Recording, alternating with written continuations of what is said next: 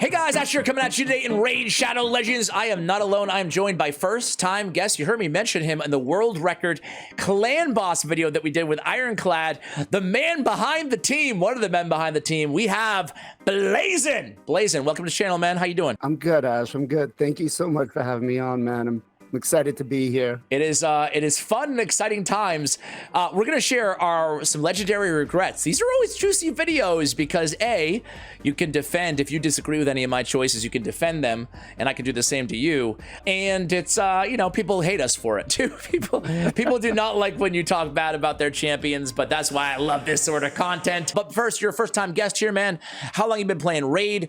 Obviously, you have a YouTube channel. People should check it out. People should subscribe. What type of content do you cover there as well? I've played Raid now going on 5 years, and you know, it was one of those things where I picked it up, and it was like a meme game in the beginning with the commercials and stuff. Of course. I picked it up and I started playing it. And next thing I know, I'm hooked on it. Like 48 hours straight into it, I'm like, I can't put it down. But you know, enjoyed it ever since. I'm sure some of us have fallen victim to the same thing that you have, my friends. Corporate needs you to find the differences between this picture and this picture. Intel has told us there are at least 7.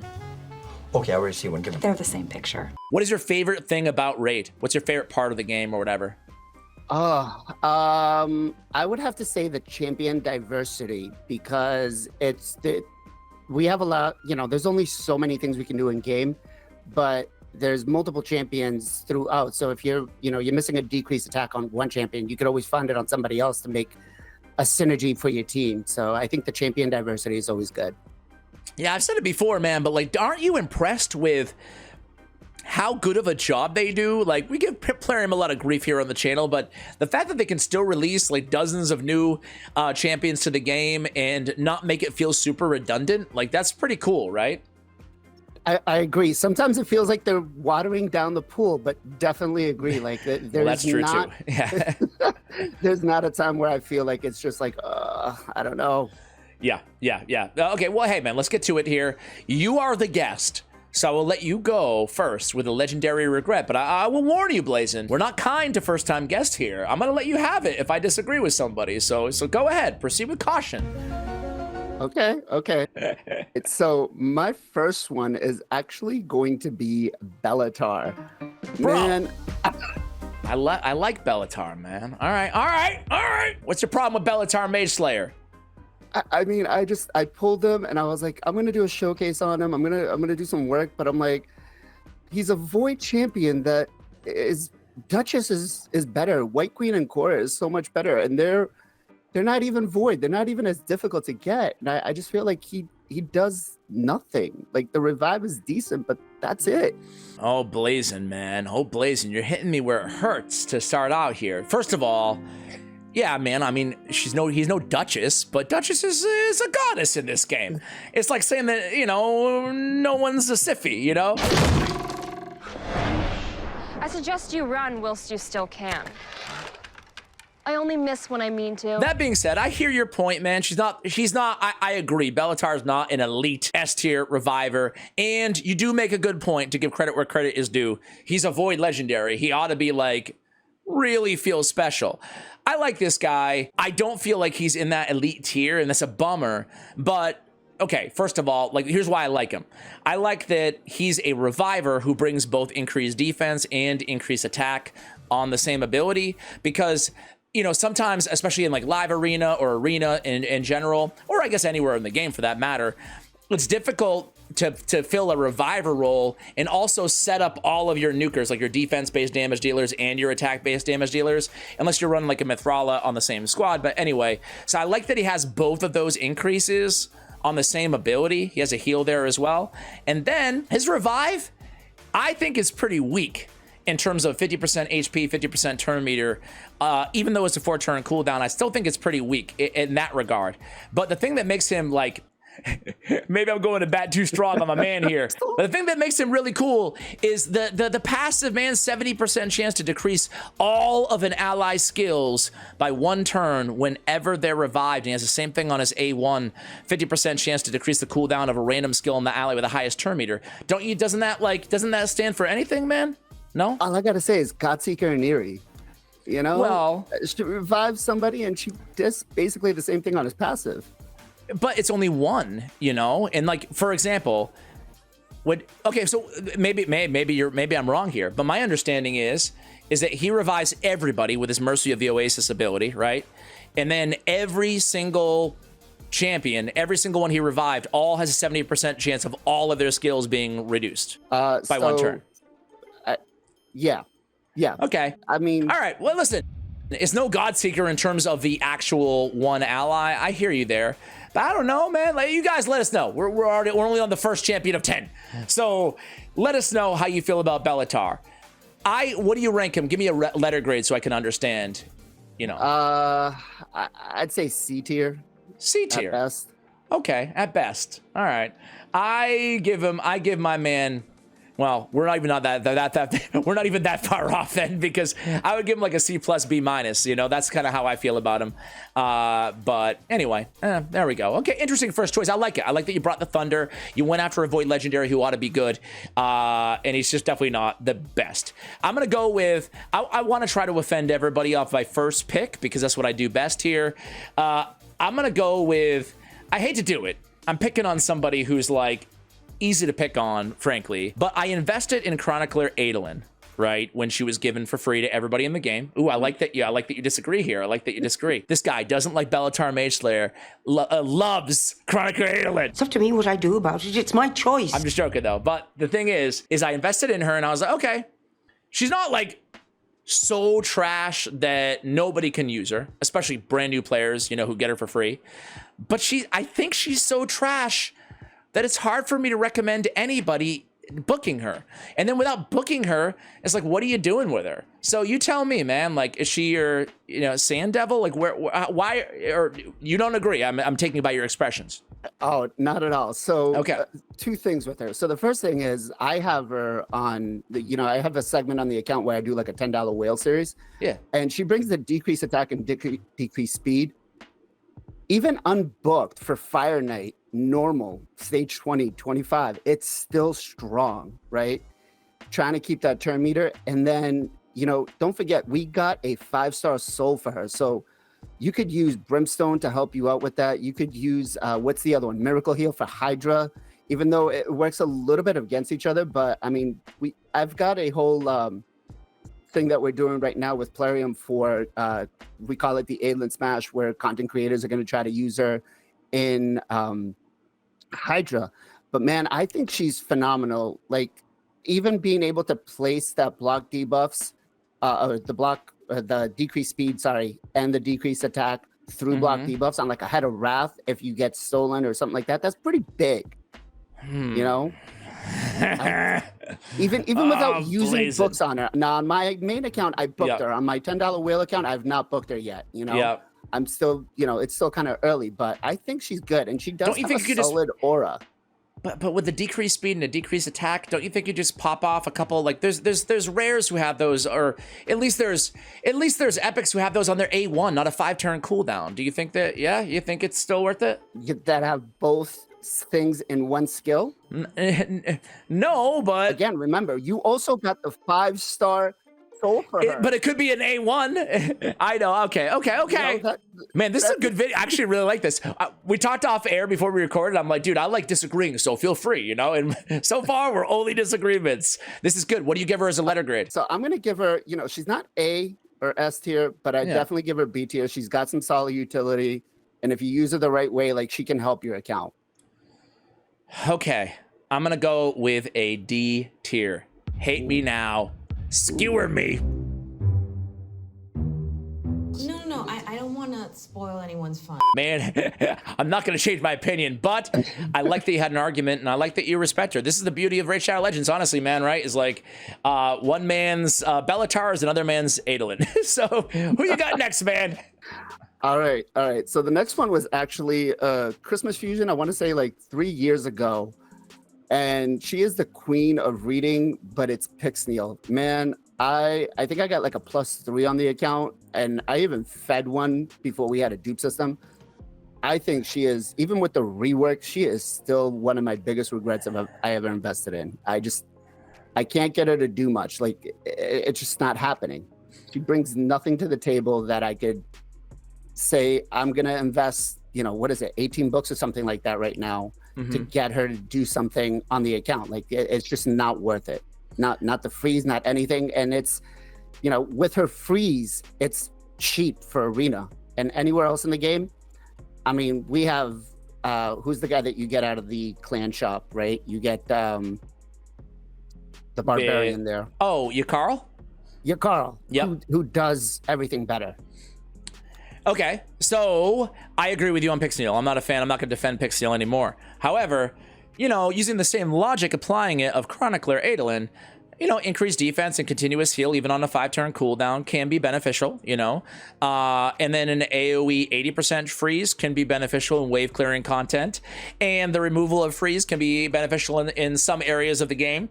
That all being said, I can't in good consciousness advise people to spend any books on this champion ever, but yeah, I mean, there's a reason she has a pretty bad rep. Even after like 3 buffs on her, or 2 buffs, it's still not quite, it's not quite there, Not at all. How would you buff her though? Do you have anything like that comes to mind? I mean, you can't remove the skills because they've never done it. So like under the umbrella of things that Plarium might do, what would you do to her here? I would just simply make the weaken an unconditional AoE, on the A2. Yeah, I mean, the first thing that I would have to do is say, bring that book usage down. I mean, that is way too many books. And then I think the weekend should just be like what you're saying is 100% of the time. She just attacks everybody with the weekend. Yeah, because she attacks everybody in places a big version of weekend with the increased defense and a continuous heal. Like, I'm not a Pixniel hater, at that point. It's like that's a good ability. That's a good ability. All right, moving along. Cooldown too. Yes, moving along. I'm going to pick on somebody my own size here. Now, I'm going to go the Ogren Tribe, but I'm not going to go to the guy that you hate. I'm going to go to the guy that I hate. I've talked about Gurgoh the Augur for a while now here on the channel. And I used to actually really like this guy. I've told this story before, but I'll tell it again. I always really wanted Gurgoh the Augur when I started playing 4.5, 5 years ago, I think. And I was just like, I really want this guy. He looks weird, but kind of cool. And he's got freeze and he's got an extra turn mechanic. And I love extra turn mechanics. But nowadays, man, I feel like he's big time victim of power creep in this game. I mean, to your own point, he has a freeze on all allies with no damage on a 4-turn cooldown with the extra turn, which is nice. It's a nice ability still to this day, but you go into Avalanche, which doesn't really hit hard anymore. It's not like it's ignoring anything. He's a void legendary, ladies and gentlemen. It's not, he just doesn't have it anymore. He has a cool passive as well, placing freeze on the attacker. But he has to lose more than 20% of his HP on one attack. And it's just like, you're investing in this dude just basically for a freeze champion, and they're a dime a dozen nowadays. So what do you think about this guy? I agree with you 100%. Okay. I think this guy is, there's no case to be made for any investment on here. And I think I still have one sitting at 50. I didn't even do anything with him. Yeah, I mean, to your point, like, if you pull him, sure, like, use him in Faction Wars or whatever, but don't, like, invest a lot. I would not book him personally, but, anyway. All right, we start him. We agree. We agree on somebody. This is awesome. All right, who you got next, man?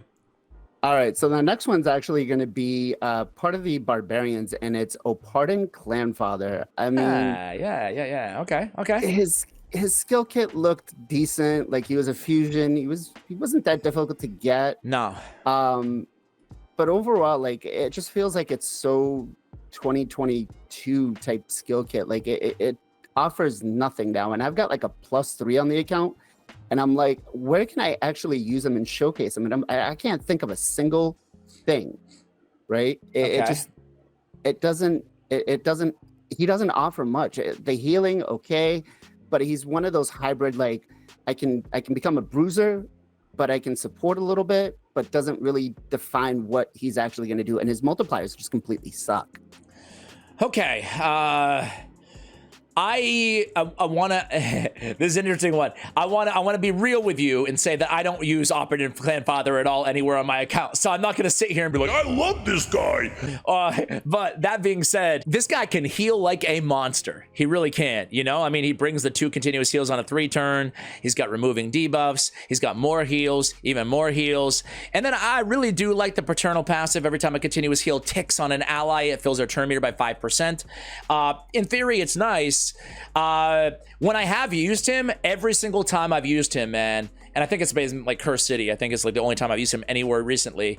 I've been like, holy crap, this guy can, it's kind of the Grush the Mangler effect of like, wow, that's a lot of healing, you know, like you're not expecting quite that level. But to your point, you know, it's just like, if you need a healer, he's got you covered. Other than that, there's not a lot of utility there, right?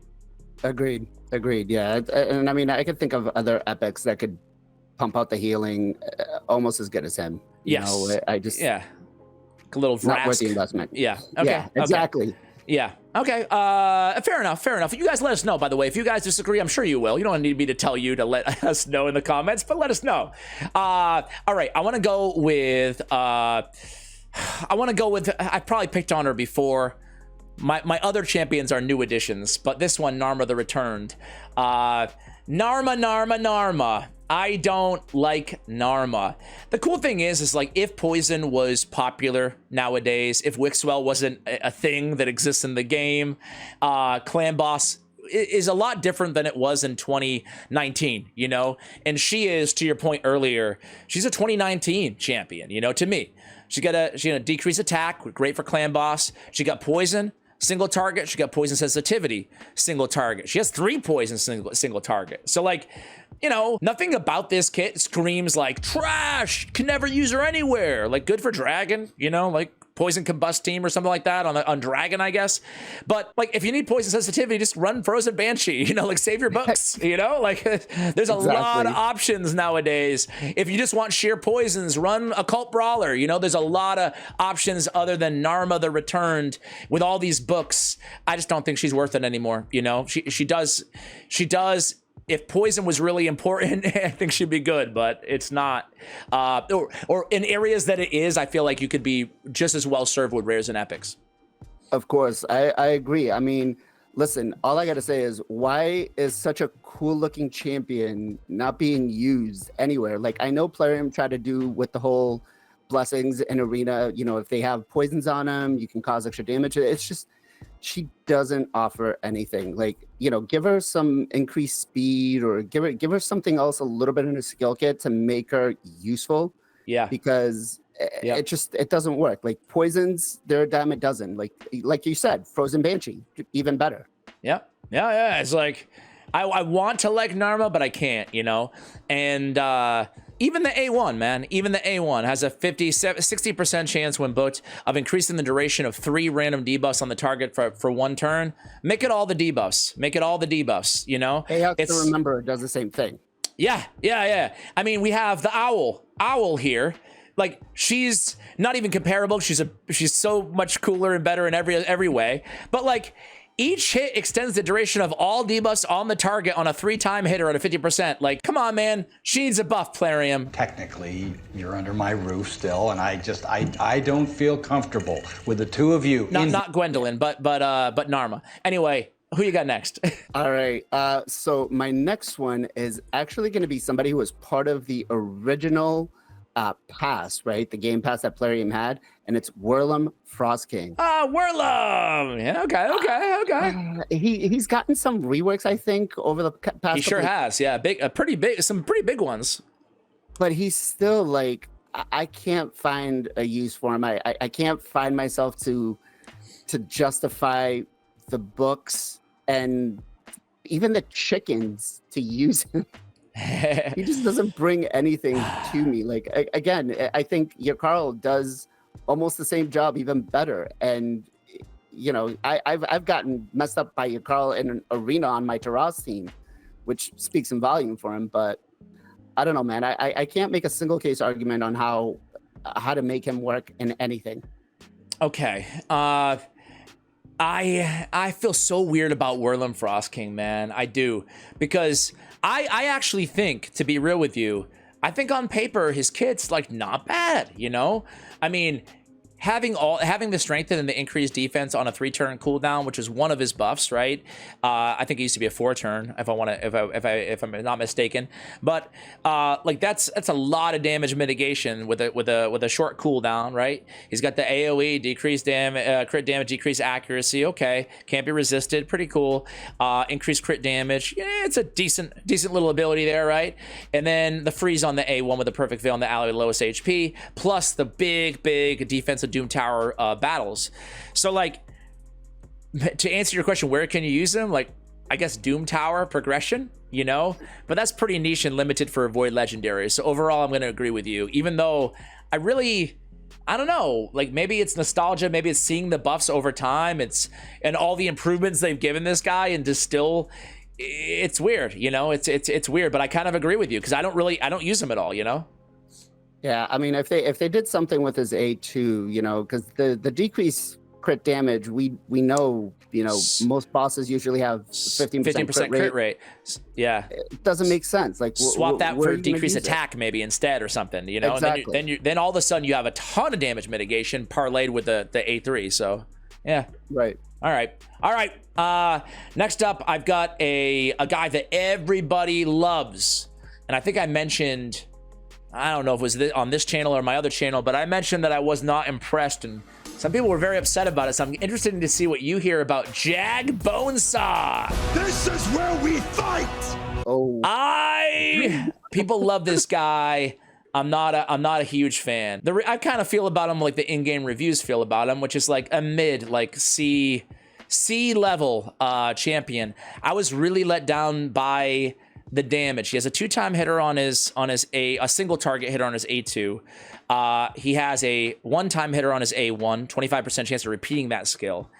And then he has an AoE on a 4-turn cooldown, where he removes buffs from enemies before attacking. I always feel like similar to Shemnath, although I love Shemnath a lot better than him personally, I kind of feel like it's difficult sometimes to build a massive damage dealer with also enough accuracy at the same time to pull off like these buff removal abilities, right? He does have a nice rev up the saw passive, which ramps up his damage over time, which can be helpful in longer battles. But overall, I've tried him everywhere. I just wasn't like super impressed personally with his damage, you know, and I'm sure I'm the only one. To be fair though, he does have an increased accuracy, so that does mitigate what I was mentioning a bit on the A3. I was just gonna say, I was like, you're forgetting his passive because he gets increased accuracy every turn. So you like this guy? And, you know, I do. Okay. I think he's great. Where do you use him?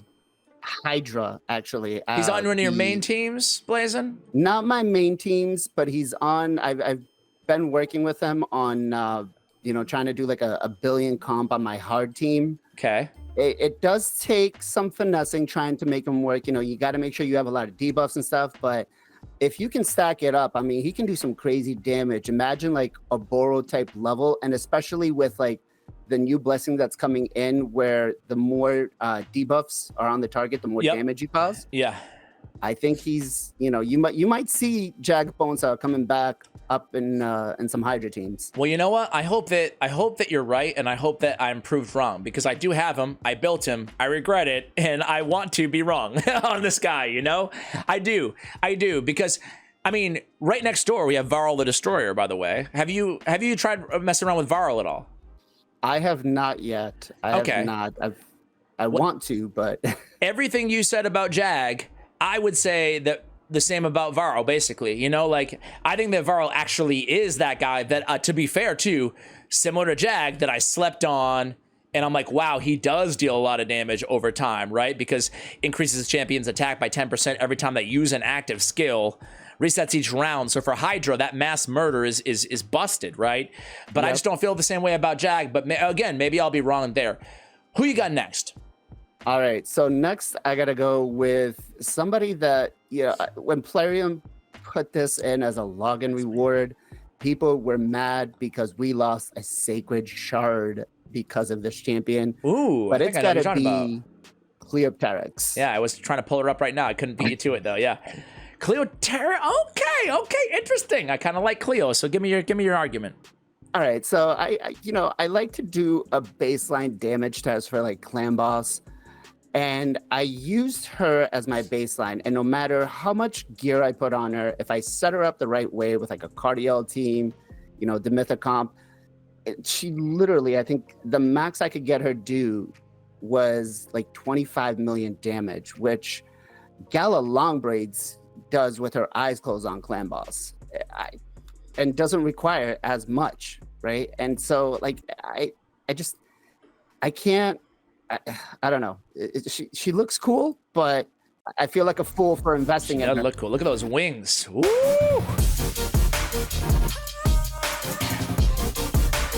Okay. You feel like a fool for investing. Okay, dude, I love this. This has been a great collab so far, man. If I do say so myself, because I love, like I told you in the beginning, I love disagreeing, man. I can't stand when people are like, yeah, they're awesome. Yeah, they suck. I don't like, you know, I want some debate here, man. And Cleopterix, I actually like her. I think she's a beast nuker. To be fair, I haven't used her in Clan Boss at all. So maybe she's one of those rare, maybe I'm just like tinfoil hat here, Blazin. You know better than I, but like, I feel like some champions just suck in some areas. Like it's weird to say, but like, and I can tell you what, man, next to Yannicka, Karato maybe, she might be my favorite attack-based spirit affinity legendary. I'm probably forgetting somebody though. Like there's probably another few in the conversation, but for arena, you know, but maybe even maybe even Hydra. I love that she brings so much to the table beyond just damage. She has 2 AoEs, but she brings the Hex for 3 turns on a 4-turn cooldown. I feel like Hex is like so important, obviously, to have in Hydra nowadays. She brings increased accuracy on herself to help land the debuffs. She brings increased crit rate, increased crit damage to help get that damage up. And then she has block active skills on targets under Hex. A little awkward there. I'm not going to lie. That's a weird one. Yeah. But then she has the counterattack every time she loses 30% HP, which is kind of nice because she's placing the big version of Weaken on the A1 and potentially putting a Perfect Veil on herself as well. I think that, I don't know. I think I'm not like saying, again, maybe we're splitting hairs here. I don't think she's like a S tier nuker or anything like that, but I think she's a serviceable, like maybe a B-. What do you think? Is that an accurate grade or do you think I'm a little too high? I think you're a little too high. I'm gonna go, you know, C- on her just because. I mean, okay, you bring the block active skills in. Where are you gonna use that? You know, the arena.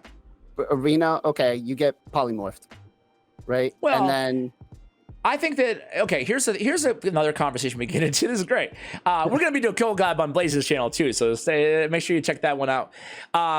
I think that this is crazy to say. I think the polymorph is out of control and ridiculous, and I'm around like 5. Well, I'm in gold 4. I forget, and it's 6-star mythical, almost every single position, every team that I go against. So it's busted at the end.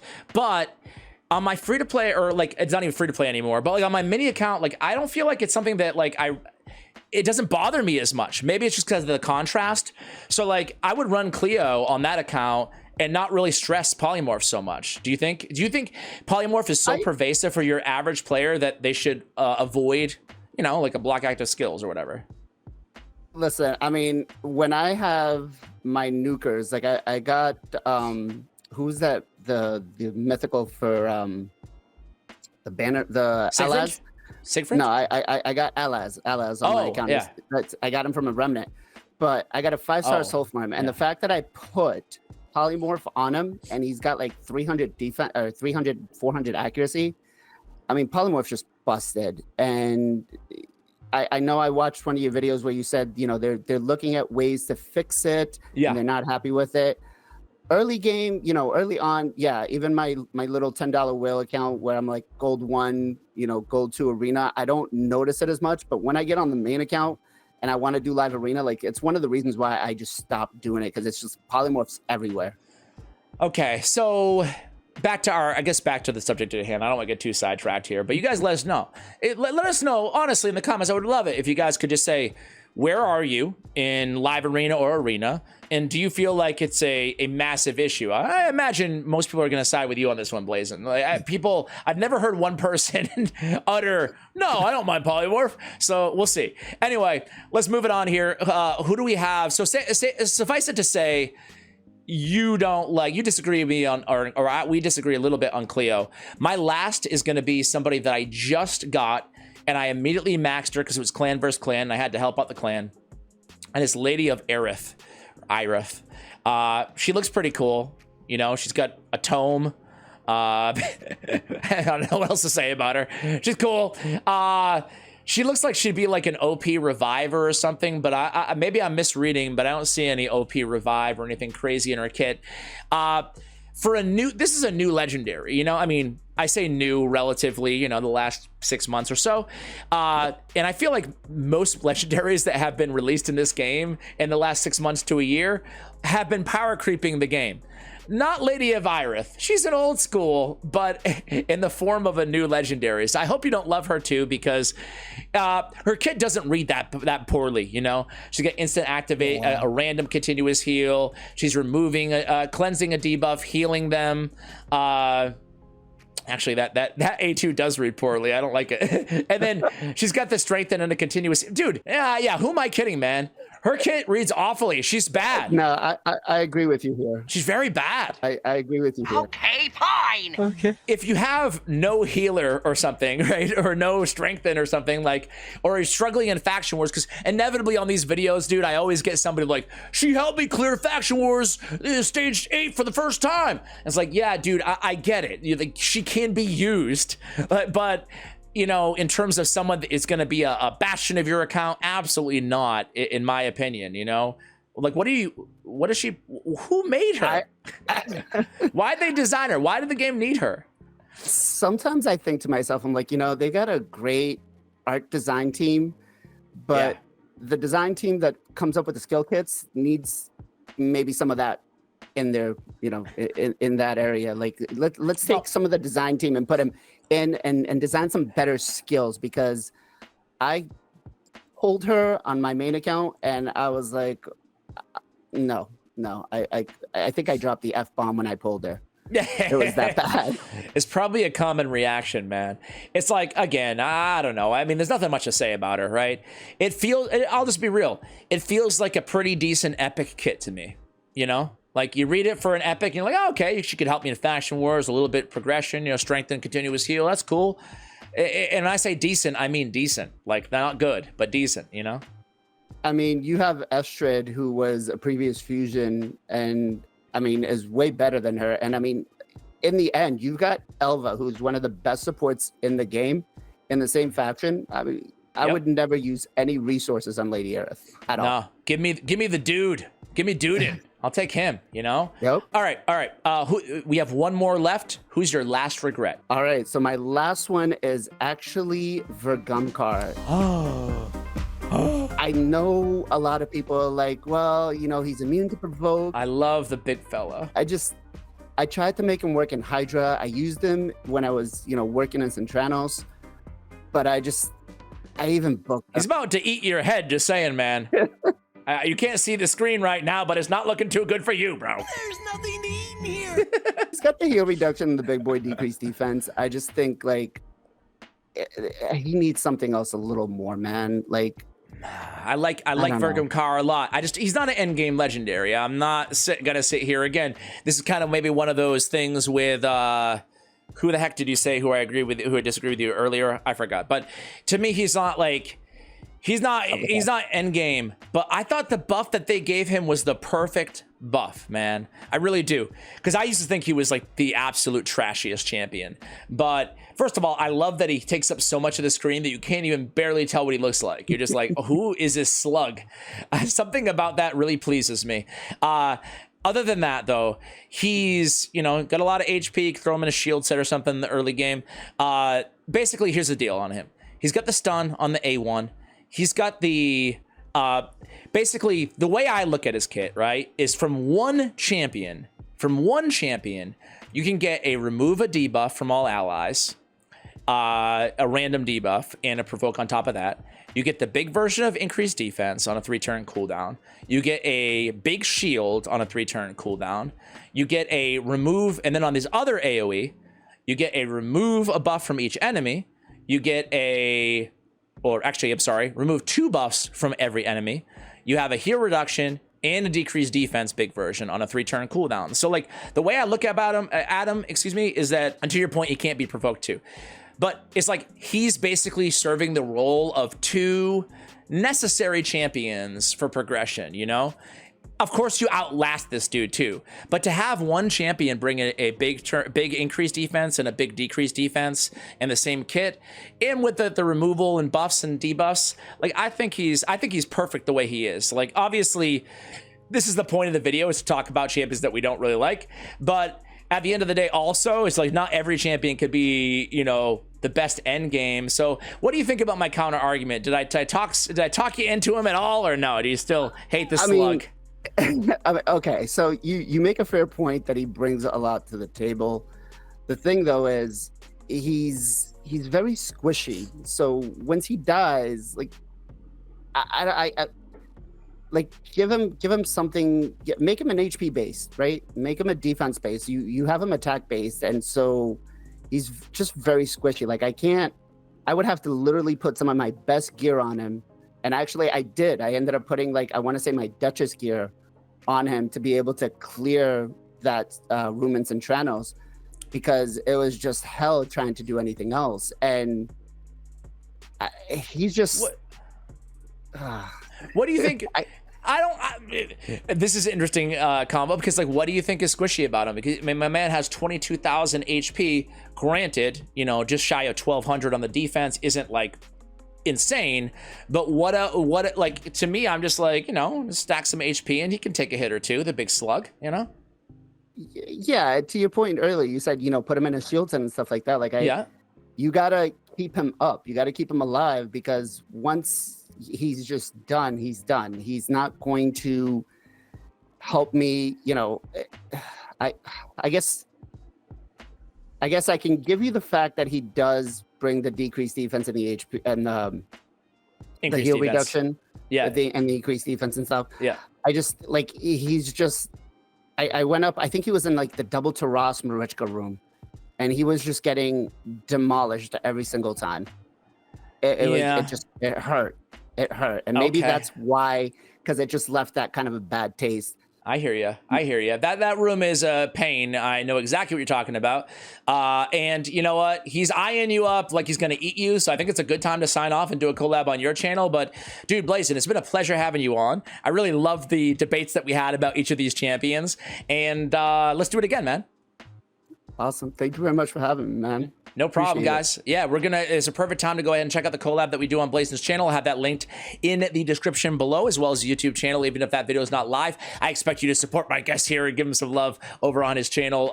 Guys, with that being said, thank you for watching till the end. And as always, take care, guys.